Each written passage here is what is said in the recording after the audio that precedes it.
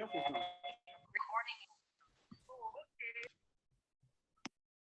Everybody, thanks for joining. As you're coming in, just if you can keep yourselves on mute, but leave your cameras on would be brilliant if you can. And we'll just get started in about 30 seconds, I think.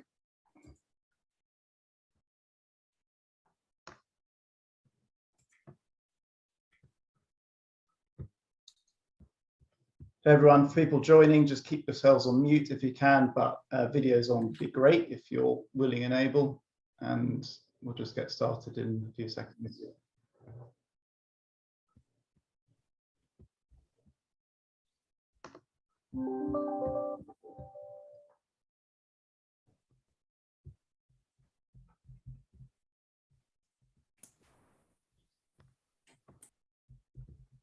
Cool. Okay, we're going to get started, everyone. Thank you very much for joining. My name is Graham. I'm the CEO here at ProfitAbility, and this is the May instalment of our Human in Digital series. For those of you, as I've been saying, as you're joining, please keep yourself on mute, but videos on would be great. It's after all the Human in Digital, and the more you can sort of contribute through the chat thread or asking questions, sharing your stories, responding to the polls, the more value we'll get out of the session. And the purpose of the session this morning is looking at this topic of thriving in the new normal. I think if you're, the whole world seems a really tough place, doesn't it? The last 2 years, pandemic, war, cost of living crisis now in the UK certainly, and I know that I think there's some people on the call from Shanghai who are still in lockdown. So it's really tough, and we've got this Human in Digital series is basically a forum for L&D HR practitioners to come together and share challenges, what's working, what's not working, and all about enabling us to serve the organizations we work for and with better. And a brief intro to ProfitAbility. We are a game-based learning company. We're in our 35th year this year, and certainly over the last couple of years, we've been working with some of the largest organizations in the world on some of these challenges around engaging and upskilling people, particularly in the topics of leadership and teamwork, sustainability, which is a really hot topic for many organizations now, and kind of business financial acumen. And we believe, obviously, that game-based learning has a major role to play in helping workforces to thrive, because it brings people together, really engages and upskills them in a really effective way. I'm delighted today that our guest speaker is Geoff at AstraZeneca, and Geoff runs the MD function for sorry, on one side here, for the finance and global business services function at AstraZeneca. He's just a brilliant guy, as you'll see. And I'm really excited to hear what he has to say. Obviously, AstraZeneca has been at the forefront of the pandemic response, so really intrigued to hear what that's been like. And I'm going to ask him to introduce himself in a second. I just want to make the point that the session is being recorded, because we've had loads of people ask for it to be recorded. And if you're not happy with that, please just message Yasmin Elgin, who I think is on the PBS account. You just send her a private message. Last logistical thing is, please post questions in the chat thread, and Geoff and I will pick those up. And as I said, there'll be opportunities to respond to polls, or just take yourself on mute and interrupt us. And really looking forward to spending this time together. Right, Geoff, I'm going to hand over to you just by asking you to introduce yourself and kind of what's been your journey, career-wise and life-wise, to where you are now. Yeah, great. Thanks, Graham. Great to see everybody. Thanks for joining this morning on a Friday. I don't know about you, but sometimes I feel like I have a little more space, a little more breathing room on a Friday. So hopefully it's the same for you. So thanks for making the time.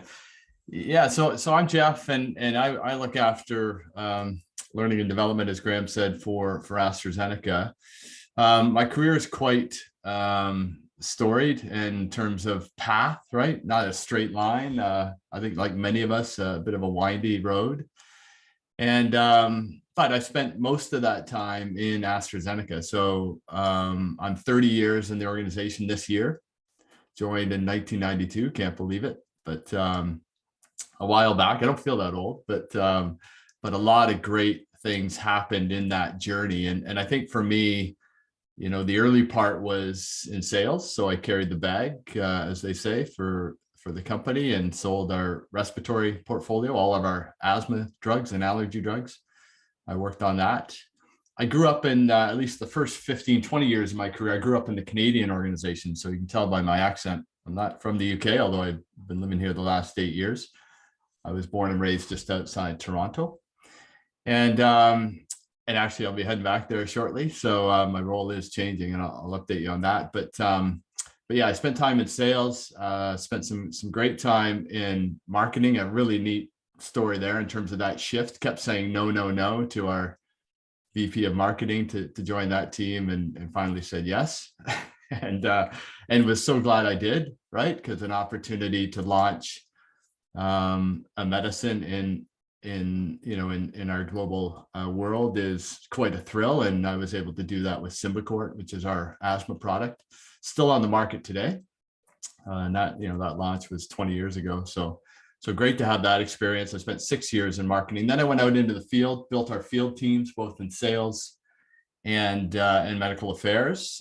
Quite a shift, actually. Not many people in our industry make the jump from that side of the fence, from a commercial mindset to medical. My background is psychology and business, so not a scientist, but really had the opportunity to explore that. I can remember the interview with the VP for medical, right? It was about 10 minutes long. The question was, why should we hire you? You have no medical background. And I said, well, I think you're looking for somebody who knows enterprise and somebody that can build and lead a team across country.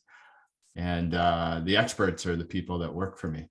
And she loved that answer. And so it was a really short interview, and got the job. And from there, I had an opportunity to grow in that role, but also, and at the time we were just coming through the recessions of the early sort of 2010, 2012 period. And we were upscaling in terms of numbers, and then we were also downsizing. So we had both things going at the same time. So quite an experience to be able to do that. And then from there, I had a chance to join our global team. That's where I moved our family 8 years ago to the UK. I was telling Yaz, who's coordinating the call, that my daughter was 14 at the time, 22 now, and she's going to spend, I think, a good part of her life in the UK. She's adopted the country and the culture, and really looking forward to her career as a solicitor, training in London at the moment. So yeah, I mean, that's the story. In terms of what I'm doing now, it's the last 2 years in L&D. Again, with the background, you'd think, Geoff, how did you make your way to L&D? And I don't know about any of you, and maybe you have similar career paths, but for me, it was about, and more, I think, with the pandemic, and we'll talk about this today, it was about, what's my purpose? Like, what's it all for? Why am I doing this? Do I do the thing that I'm good at? If you know the Ichigai sort of philosophy, do I do the thing I'm good at? Do I do the thing I can get paid for? Am I good at? Do I do the thing that is important and useful for society? Do I do the thing that serves my purpose? And I think that was sort of where I headed toward. I had all the experience I thought I needed. Now it was about purpose. And so for me, the people side of things, helping people reach their potential, be in the right job, have the right fit, maybe get on that purpose line and really see about how they could explore meaningful work and make sure that was part of their everyday. That really thrilled me. So we had a conversation with the organization, and they put me in this role. No L&D experience, but tons of business experience. And so far, so good. In 2 years, we built from scratch a L&D organization for our global finance team. These are all the people that literally control the finances for a $45 billion company. and it's all of our CFOs, including our chief CFO. And what a thrill. We've had a great time. We've built incredible programs. We can talk a little bit about some of those today. I should also say from the start, everything I say today is my opinion, right? It doesn't necessarily reflect that of the organization. But there are some congruencies there, just given some of the things I've learned. And yeah, it's been a great experience so far. The role is changing, as I said, so I get the opportunity to take on another role. It seems I change roles every 2 years. I get bored easily, I guess. I've had 17 jobs in those 30 years. And again, I think as an organization, maybe that's why I've stayed, because the opportunities have been there to grow and to try new things and to develop. And so the latest job that I'm just transitioning to now over the next 3 months, same role, head of learning and development, but it'll be for our R&D oncology area. So imagine all the scientists, 4,500 people, that are not only developing medicines to treat cancer as a disease and all forms of cancer, but also, hopefully on the cusp of finding that cure.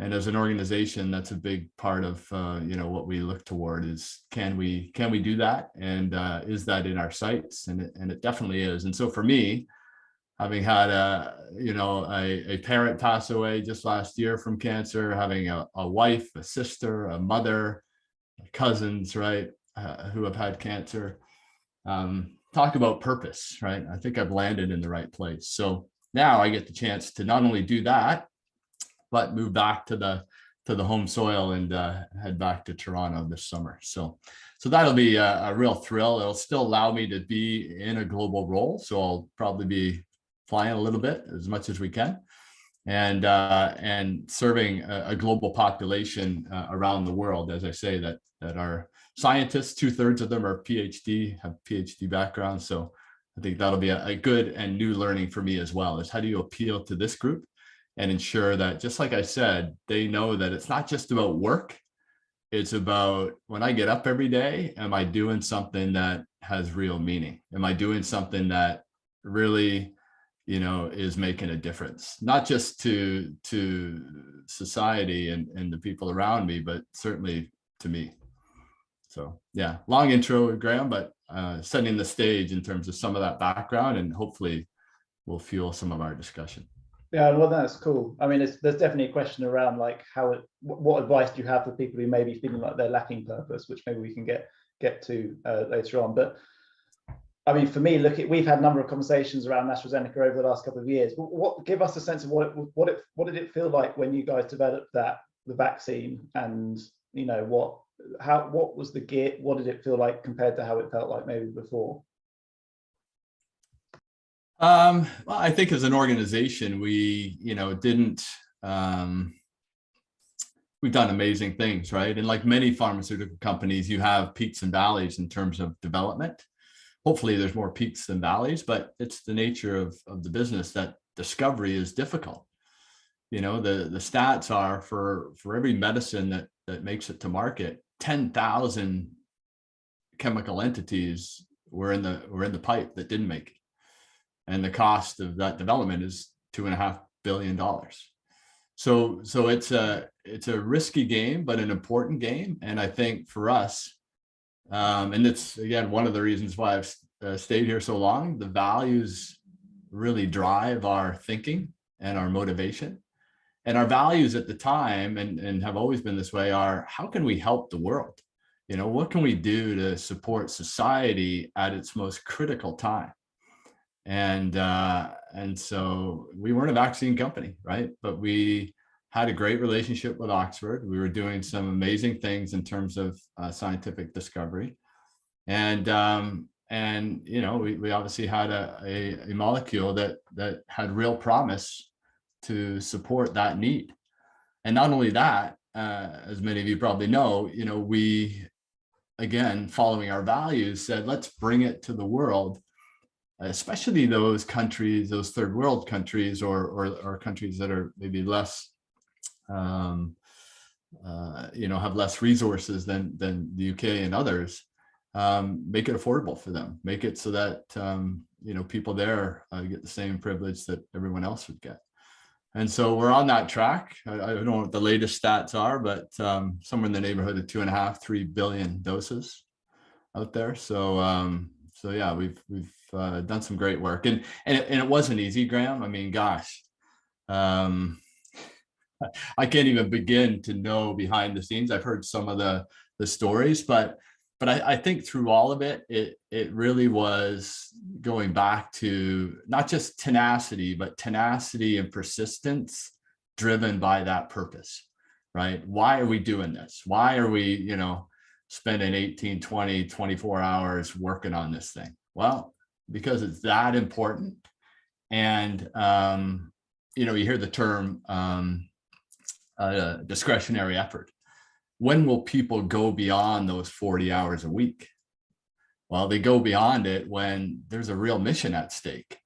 And you don't want them to do it all the time, of course, but obviously to help get us through this hump and a real, the biggest challenge we've had in over 100 years. It was the right thing to do. So we're going to get to our first poll in a second to sort of tee up how people are feeling in their organizations. What is to tee that up?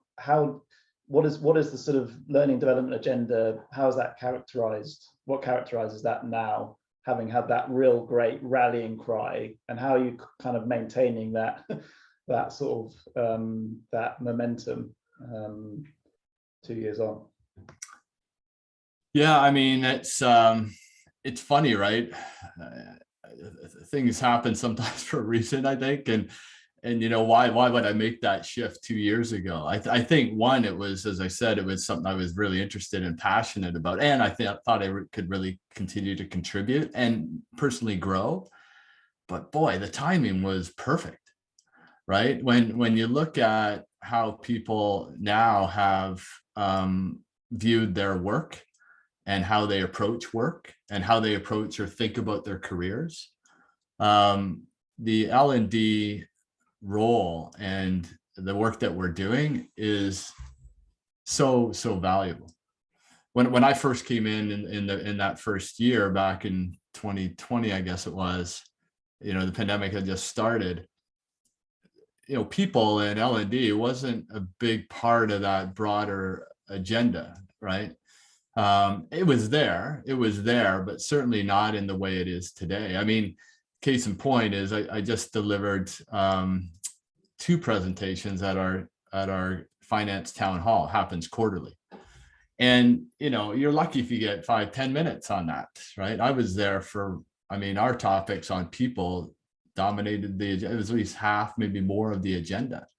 And what it says is it speaks to not only what, again, is the right thing to do in terms of supporting people, and that'll be one of my key messages today, but also what are people looking for? The Great Resignation is real. People are not, they're not going to tolerate it anymore, right? They want something more from work, and they know that work and life are evolving at quite a rapid pace. And so I think the role of L&D is not how it maybe was in the past. We're trainers. In fact, we don't even really use that word trainer in the organization, because L&D is more about the people agenda, right? And so our link with HR and our coordination with them is very, very strong, because we know there's a lot of overlap between development, career, and feeling fulfilled at work. And when that happens, of course, not only do people come, but they stay, and they're very productive, very innovative. And again, in our business, hopefully are doing amazing things to discover those medicines that will help people not only cope with the disease, but hopefully, someday for some of these diseases, eliminate them. Yeah. Cool. Brilliant intro. Thank you. So if we can just launch the first poll, because what Geoff has teed up there is just a sense of what L&D's role is and HR and supporting people. And as I said in my start, the people are probably, I don't know, I suspect people aren't feeling necessarily that great. So the poll should be on your screen now.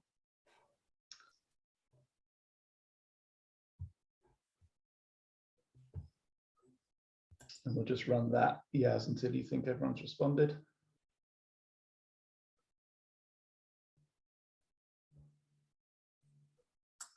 That's interesting. So coming up as a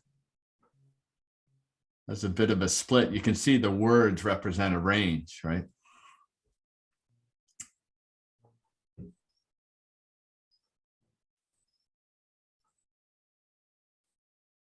Cool. So the result, I think the results should be showing for you now. Yeah, I'm seeing them now. Yeah. So if we look at it, you know, maybe half on the positive side in terms of fulfilled, happy. One is sort of neither, right? Neither happy, fulfilled, or overworked, burnt out. But on the other side, you know, overworked, burnt out. Yeah, that's a reality, and it may depend certainly on who you talk to. I'd love to hear from some of you on some of that. I don't know, Graham, do you want me to go through some of this, or can we dive into some of the discussion right now just on this poll?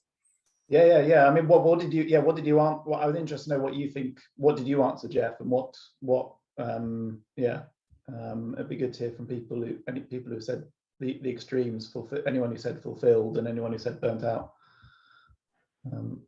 Yeah, I think what I'm hearing a lot is just a group that's they're working pretty hard, right? I think overworked is probably accurate in many of the circles, and certainly in where I work, right, in the finance organization, you can imagine it doesn't stop for them, right? You know, you have monthly deadlines, you have quarterly deadlines, you have twice a year and annual deadlines.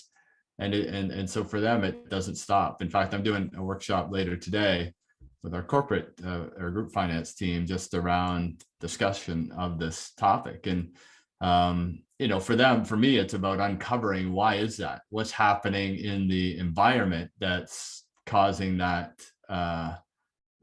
condition? And not only pull that out, but if people have solutions, you know, what is it? What could we do to help? Let's talk about what that is, because I think, you know, we could come as L&D and HR with the solution on what this looks like, but, you know, I'm such an advocate of just talk to the people. You know, they'll have the answer, and I think that's a big part of some of the things that we're doing, right? Is not only, and I think that's one of the challenges for any L&D professional is. Not only what program do you build, but how do you build it, and how does it take priority or precedent over something else? Our normal course is to develop a capability framework, as many of us will do, right, based on hard and soft skills, and that guides us. People want to know, where am I going, and how am I doing? What am I doing today going to feed where I'm going? So they want to know what those requirements are capability wise. So that's a big part of it. But I'm finding the emphasis and the focus is a lot on these softer skills, right? Especially for our line managers who, you know, I think historically, and maybe it's the same in many of your companies, have been focused on task and delivery. And let's face it, we have to as businesses, right? Or we cease to exist. That's important. But I think the balance, right, the being out of balance a little bit between task and delivery and just the relationship and people is causing some of this feedback. So yeah, this slide here, it sort of talks about, you know, how do those positive and negative changes in our lives impact how we show up and produce at work. Many of the things I'm reading these days speak to the fact that if we thought our work and personal lives could be separated before, that's not the case now, and going forward, that won't be the case again, right? The hybrid, again, my opinion, and based on some of the things I'm reading, the hybrid workforce or the hybrid environment is sort of here to stay, right? We've got a taste of what it can do and how it can help, and now we're getting really good at how do we make it work?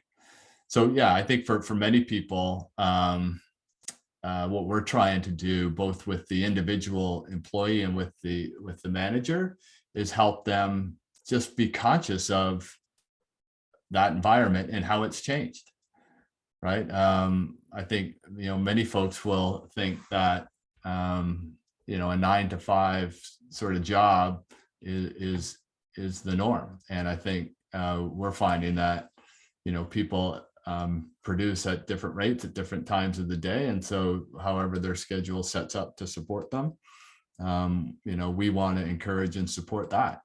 We do want to have some timeout periods, right, where people aren't working weekends or long weekends or evenings, that kind of thing. And that's critical because that sort of supports having a bit of a break from the action. Dominic, I'm interested to bring you in here, if I may. I'm interested to know what you answered Dominic's at Nestle, which is another obviously major organisation. What did you answer there, Dominic? And what are your thoughts on what Geoff said so far? Does it resonate? You're in a corresponding role, I think. Yeah, hello everybody, and thanks for the great inputs.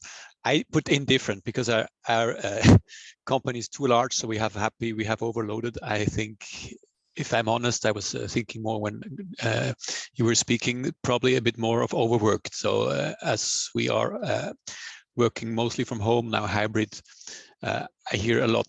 There's much work to do. So your questions are great, which you put here. We have hybrid trainings which work well, but it's adapted to the new situation, making them half day, but still they are more overworked than before.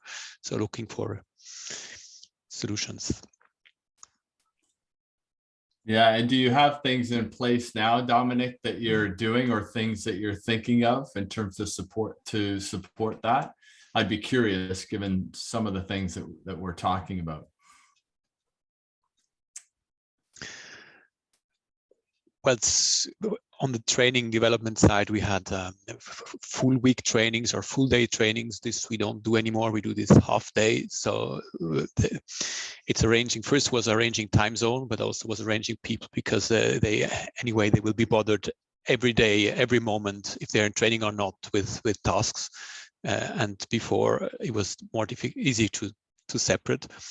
So that's one way we did, and motivate, show new opportunities for learning, e-learnings, videos, free access, which we didn't have before. So of course, the pandemic helped us to develop, as you said, was in the good moment. Yeah, and I think too, I mean, one of the things, as I mentioned, that we're trying to do more of is, as you say, provide the right kind of format for people so that it's easy for them to learn. One of the things, I mean, in our organization, we have this philosophy on learning where there's three, we call them the 3 E's. And if you've been on a call with Graham and I before, I might have mentioned these, but one is exposure, one is experience, and one is education. And so exposure is the element of working with and learning from other people. So being in that environment where we converse and we share ideas. Experience is, well, education, I should say first, is some of the formal trainings, right? Stuff we'll watch, videos, articles, that kind of thing, which I think a lot of people think when they want to develop, that's a big part of it, right? Is I'll go to a course, or I'll watch a video, or I'll enroll in a program. And I think that's some of the past thinking. I think to be able to do that these days is a little more difficult.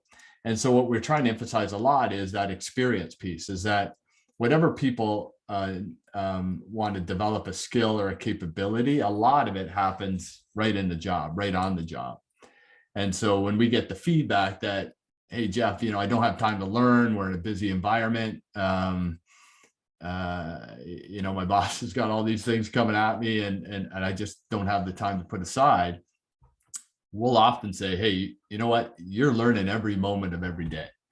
So think about how that applies to, how you might grow and develop in the role, and connect it to those capabilities that, allow you to not only be great where you are, but think about what what that next path is. And a key person in all of that, of course, is the line manager. And I think that's why we're spending so much time and investment there, is to not only help them be better, but change the landscape on what line managers do, right? I think in the past it was about, and many times you'd take a technical expert or a functional expert and you move them into line management.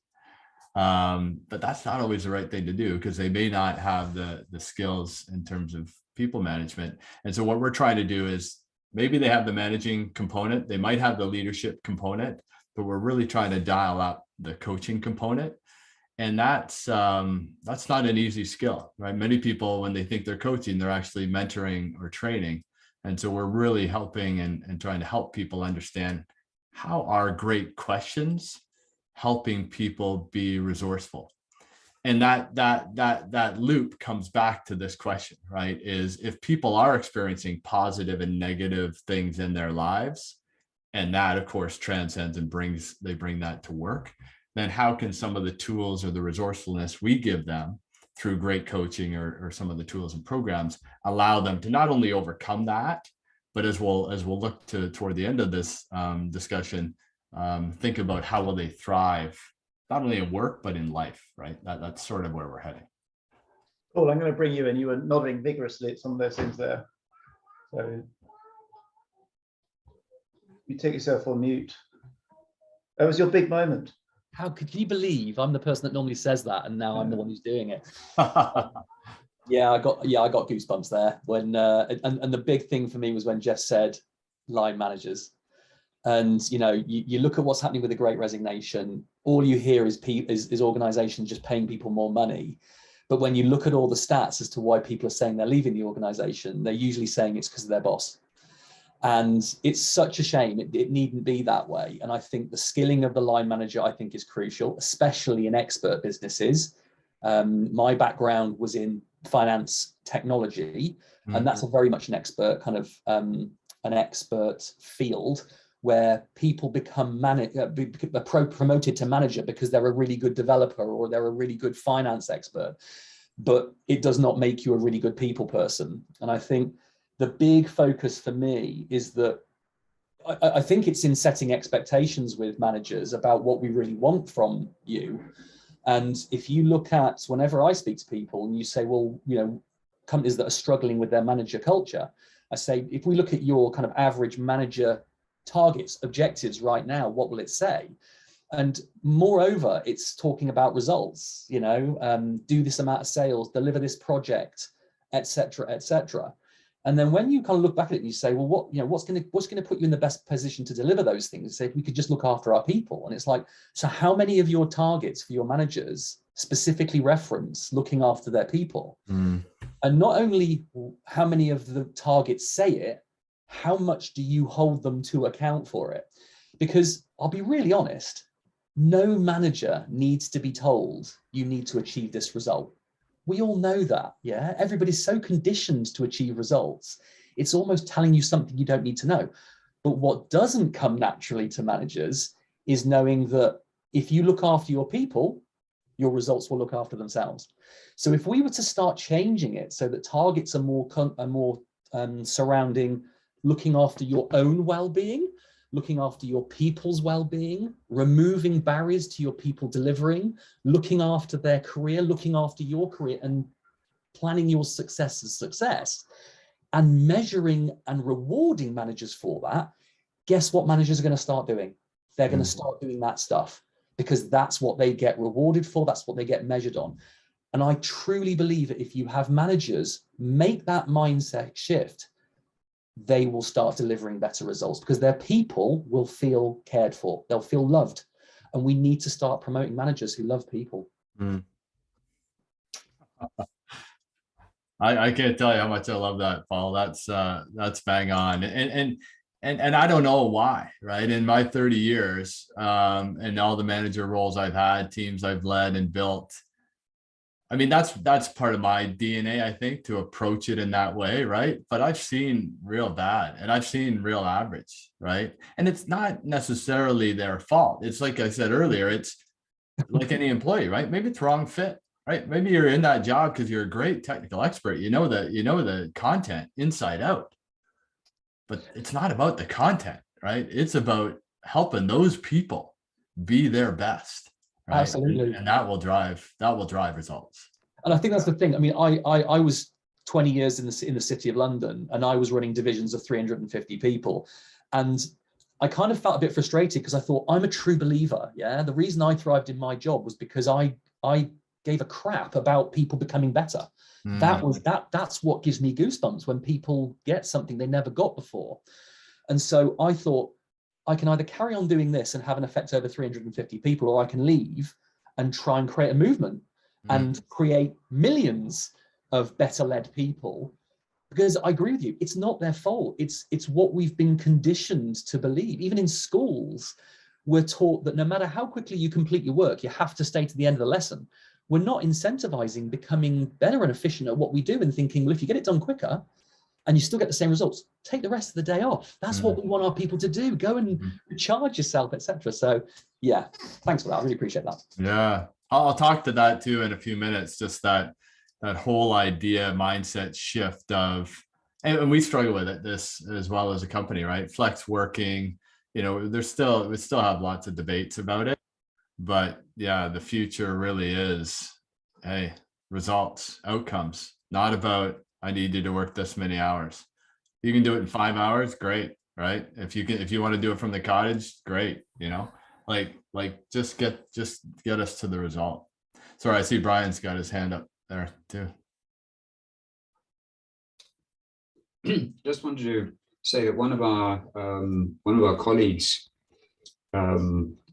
was given the task of raising performance in an organization with dozens of retail outlets, and he did that by changing the management incentives to be based primarily on the engagement of the employees. So they started measuring the amount of engagement of employees, and the guys that really raised the engagement by asking people, what's going on for you, what matters, how can I help, taking that simple approach, they got the best performance. And they took the entire organization to the top of the employee engagement rankings. And they did an experiment where they took a couple of the best managers in terms of highest ratings and swapped them in jobs with those with the lowest ratings. And they found the performance just went with the managers. Right. You had a great performing unit and you put in a lousy manager, and it goes, you have a lousy performing unit, you put in a great manager, it goes zoom. It's the same people, but the engagement drove the output. And just rewarding people on that basis. The other thing I want to say very quickly is that in talking to our clients, there's a lot of focus on soft skills, but there's very often, I think there's a piece missing around the why, around people understanding how soft skills actually contribute to performance.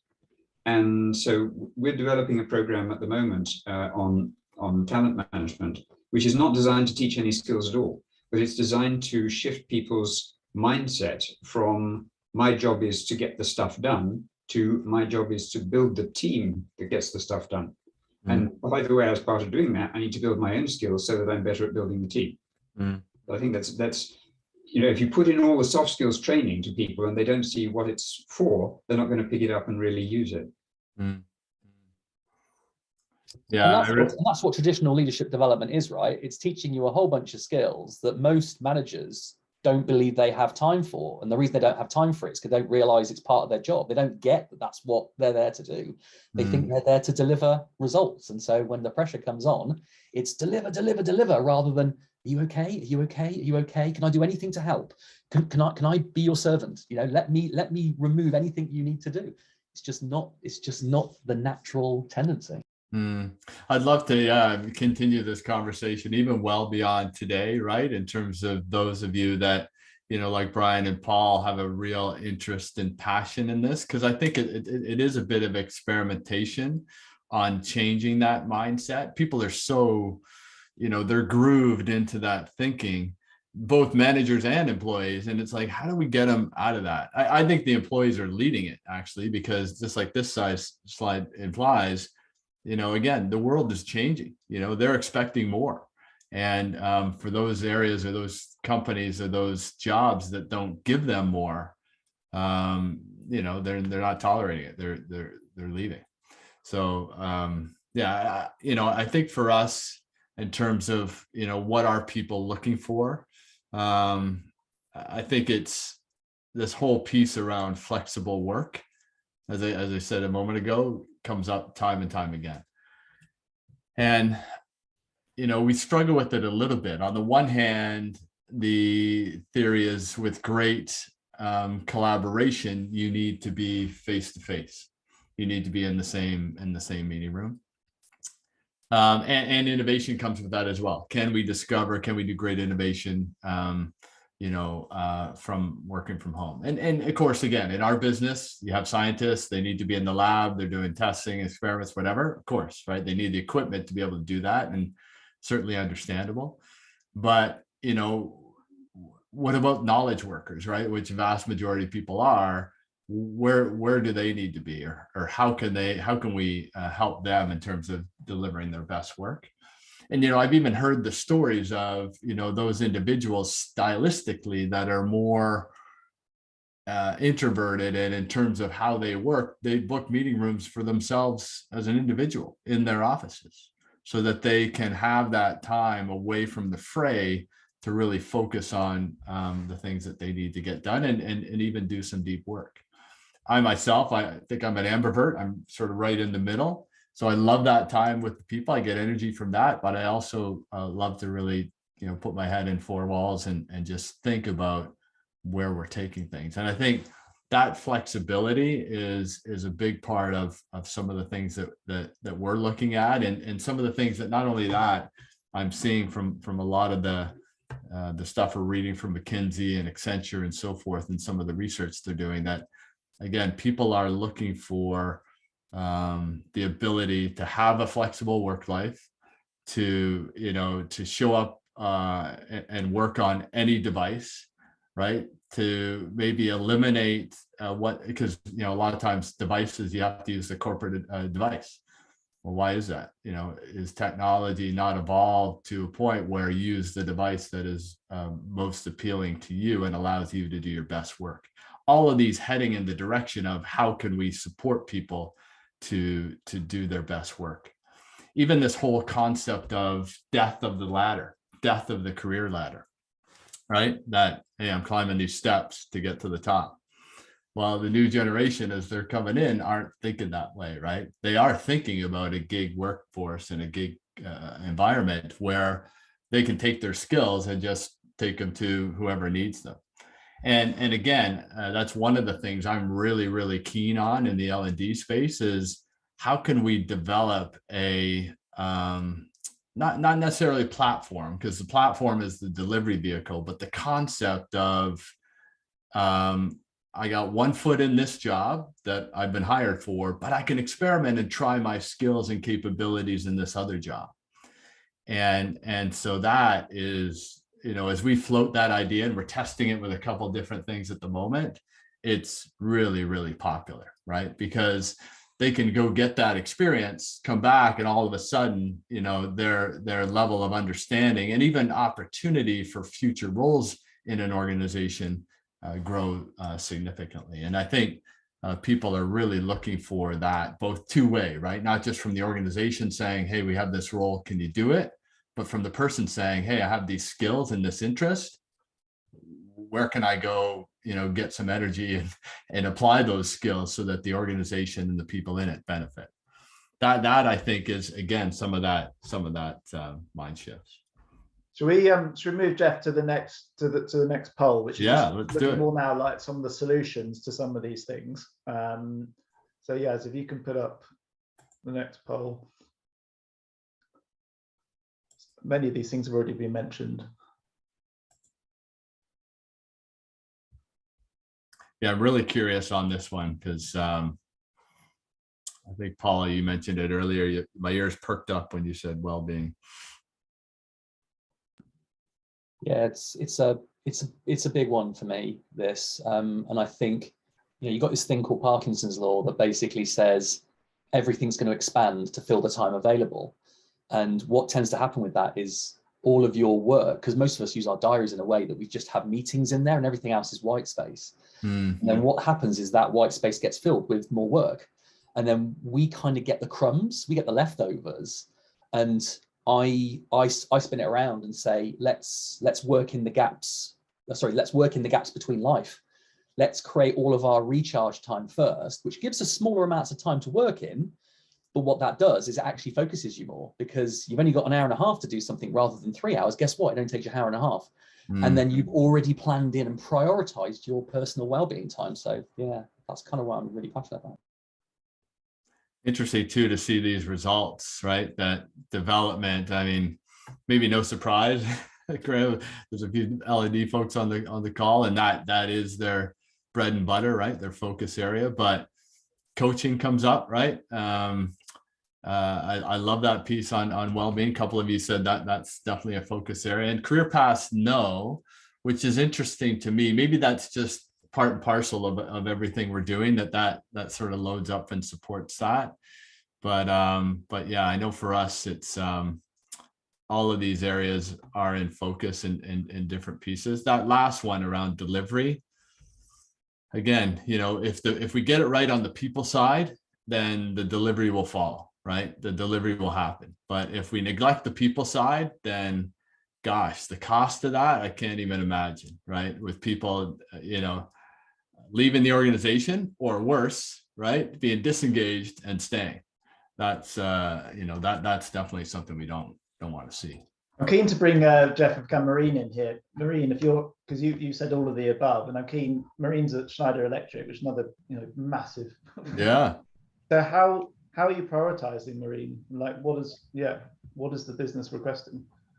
Hi, Graham. So we have a lot of dedicated teams that are covering all of these topics, to be honest, because they're all relevant. We can't just work on one thing without having to work on all the others.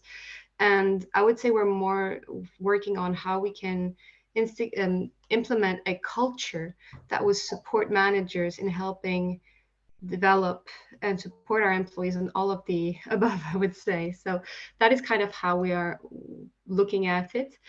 And I think we have a recognition in our organization that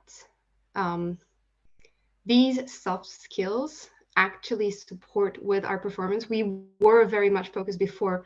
For quite a few years, we had a sort of culture strategy around high performance and beating the competition. And while now we're starting to acknowledge that psychological safety, inclusive leadership, these are not add-ons. That's not new responsibilities of leaders, that they have to do something new on top of everything else, but it's very much a methodology or a toolkit that they can use and add to their overall toolbox to support them in making sure that their employees feel they have a purpose, they're valued, and they're recognized. Yeah, talk about speaking my language, Maureen. Thank you very much. Right. I'm glad that you answered, all of the above. And certainly, the thing you speak about in terms of psychological safety, inclusive leadership, I don't know why you picked those out of the air, but those are exactly the focus areas for us as an organization this year when it comes to our I&D goals.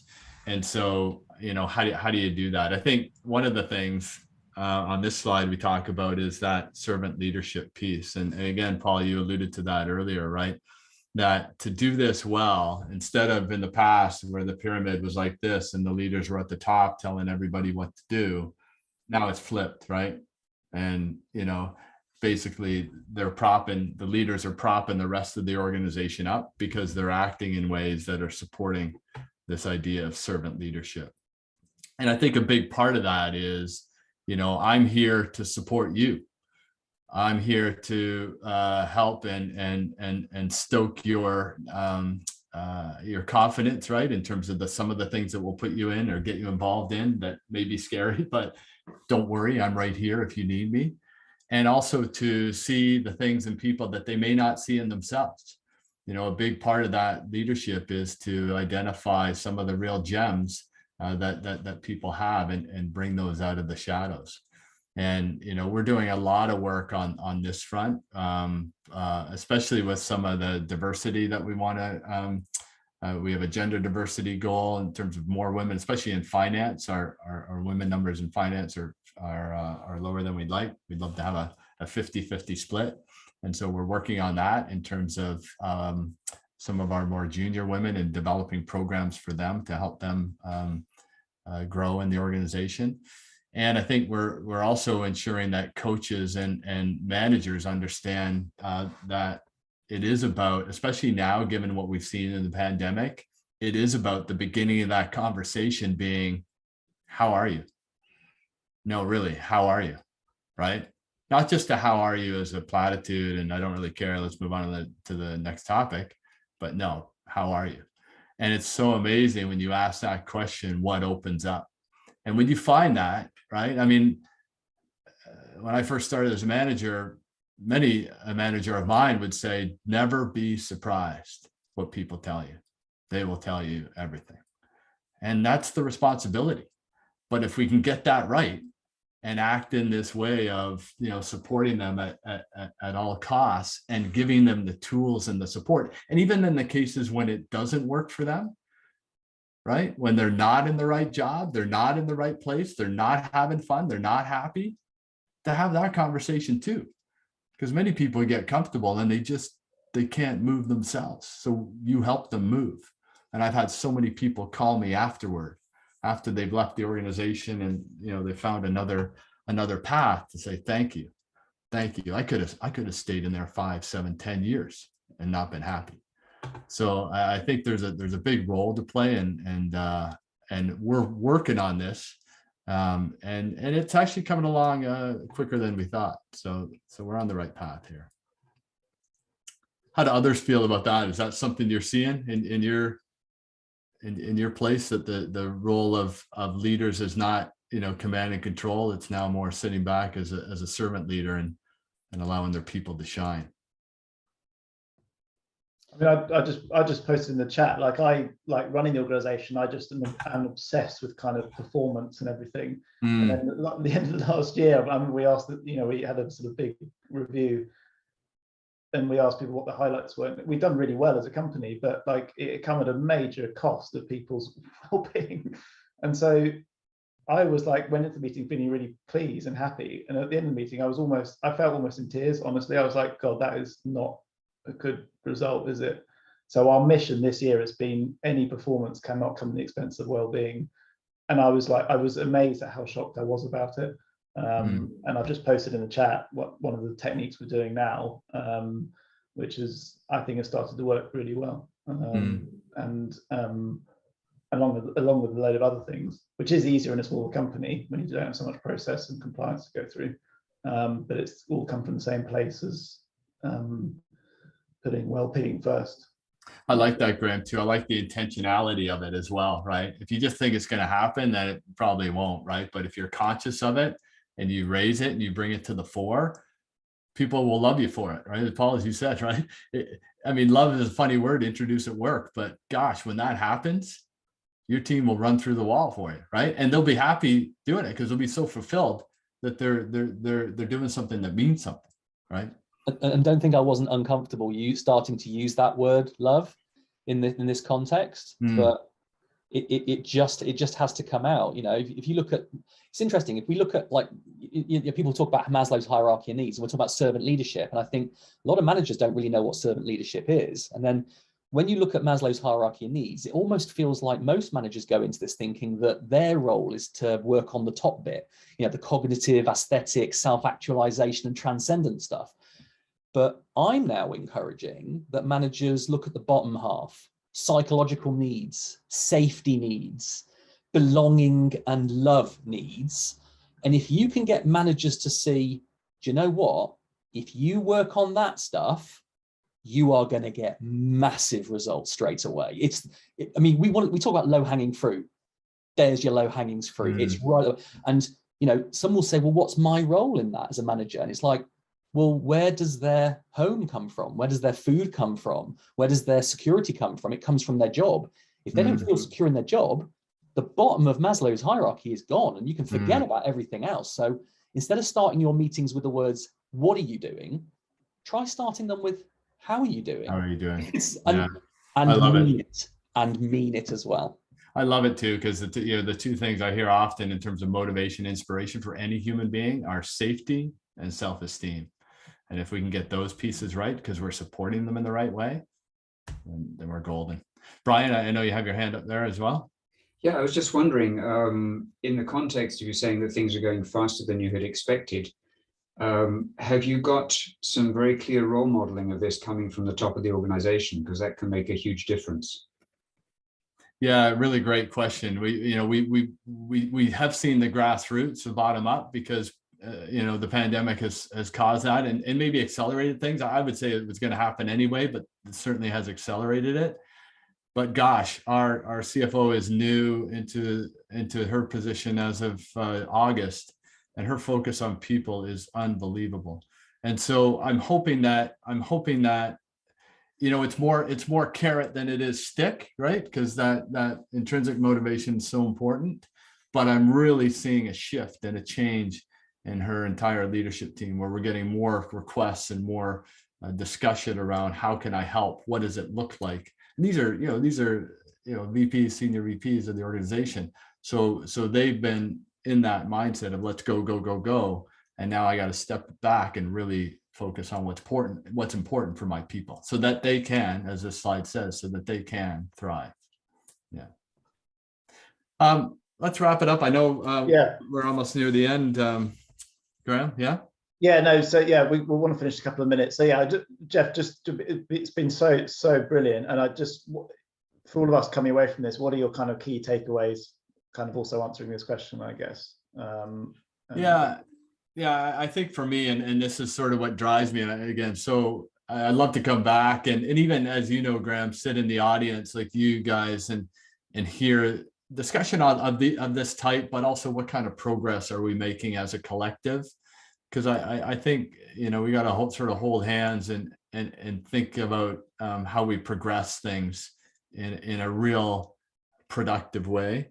For me, the three things that stand out are, I sort of alluded to it throughout, is people over task. We know that delivery is critical, but how we do that now in this changing world is going to be different. So how can we work with our people to ensure that they know they're at the center and that delivery will happen when they're happy, fulfilled, doing meaningful work, and really have a sense of purpose in their work, and knowing that, hey, personal lives and work lives will always have this kind of integration, and that's important. The second one is, as I say, the world has changed and our people are the benefactors. It's about the employee experience. So what is that? What does that look like? And how, as L&D professionals, and HR professionals, do we ensure that we're paying strong attention? And that's always on the agenda. I know when I go to our town halls now, the people item is always on the agenda, and it's probably always first on the agenda. And that is a huge bit of progress over the last several years. And then the third one, again, I've alluded to it throughout, is it's about outcomes and results, not about work hours and some of the traditional things we used to measure, right?